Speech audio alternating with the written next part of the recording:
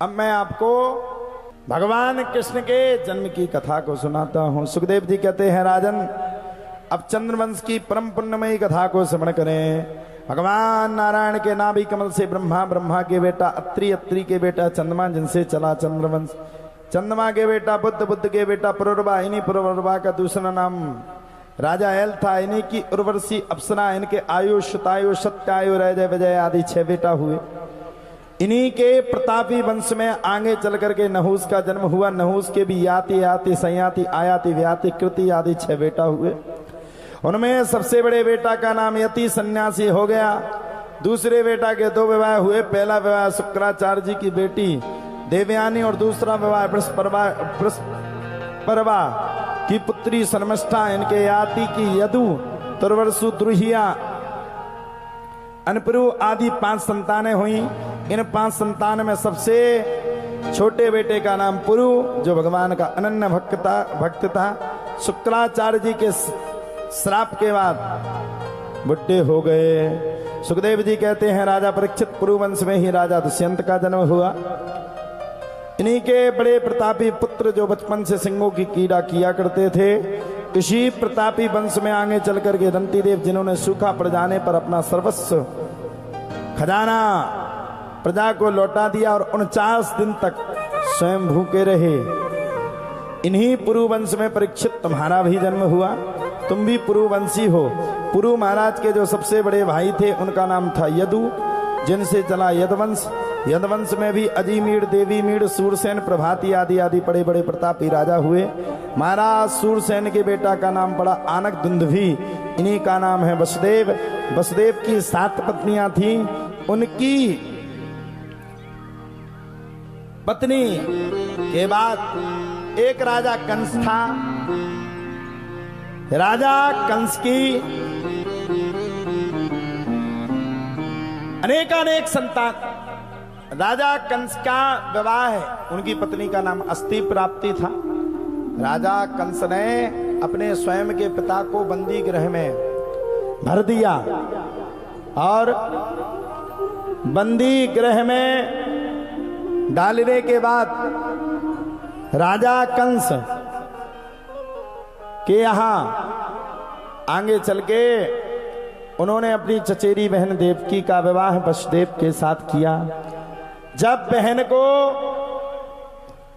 विदा करने के लिए राजा कंस चल पड़े, तब तो बहन को विदा करने के लिए जैसे ही राजा कंस चले, तो राजा कंस के चलने के तत्पश्चात ही एक सांस में राजा कंस को आकाशवाणी हुई, हे राजा कंस, देवकी की 8वीं संतान तेरा काल होगी।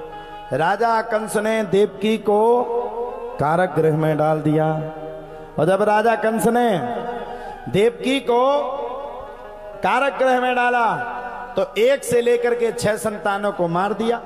7वें संतान के रूप में स्वयं भगवान आए।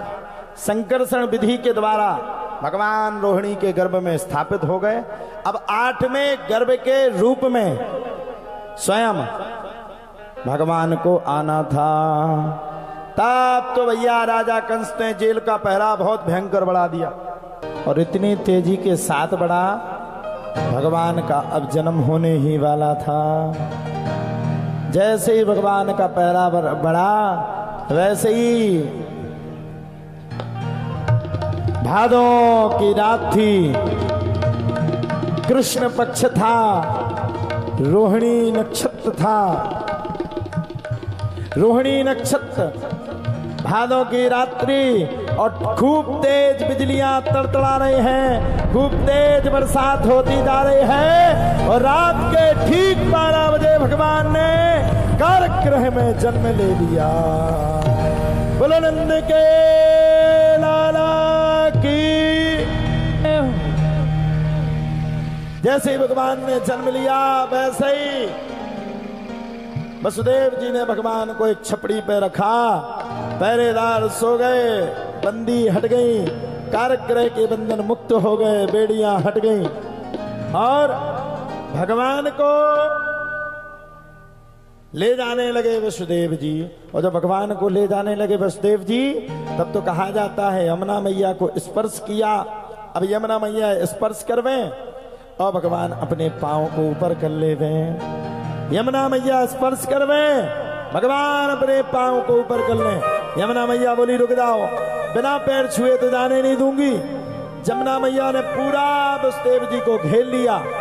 तब भगवान ने पग को नीचे किया, यमुना मैया ने स्पर्श करके बिल्कुल प्रवाह में आ गई। भगवान वसुदेव जी ने भगवान को नंद भवन में रखा और वहां से माया रूपी पुत्री को लाए। और जैसे ही इधर नंद भवन में पता चला, वैसे ही सारे नंद भवन में शोर हो गया। बोलो नंद के लाला की जय।